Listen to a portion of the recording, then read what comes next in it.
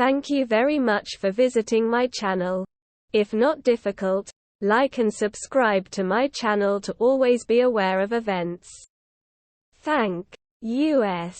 Army veteran Richard Nieder is able to walk again after suffering a spinal cord injury in Iraq thanks to a robotic exoskeleton. Nieder, who is the first veteran in Phoenix to receive the ReWalk Personal 6.0 exoskeleton through a Veterans Affairs program, was unable to walk after being injured in an explosion in Iraq and has spent almost 10 years in a wheelchair. The battery-powered, motorized device has sensors that detect when he shifts his weight and then tells Nieder's other leg to move, creating a walking motion. The light exoskeleton helps to stabilize his knees and hip. I can't ever stop smiling when I'm in it, the former Army sergeant, who saw his May 2005 injury worsen over time, tells a Z family. It's complete independence, being able to be on my feet. Be eye to eye with everybody.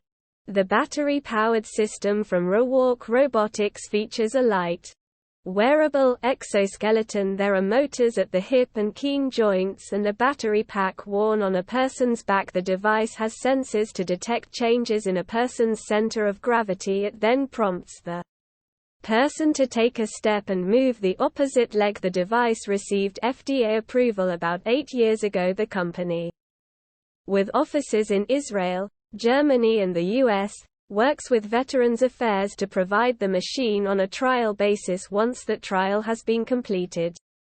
The VA covers the $75,000 cost. I can be a stand-up guy again, not just a role model, he adds, with a laugh. Nieder, 43, says that when he first ended up in a wheelchair, he was depressed and angry, and would see someone walking and want to yell at them. To be able to get up and actually see my feet moving, it's one of the most amazing experiences for me, he says. Dan Bonarotti, a physical therapist and owner of Touchstone Rehabilitation, tells DailyMail.com that the technology also has broader potential uses than just patients like Nieder. It can be used for someone who is completely paralyzed but can also be used by people who have some ability to walk but have difficulty, he says. It's almost a bigger purpose for the second reason. That expands it people with stroke and incomplete spinal cord injury.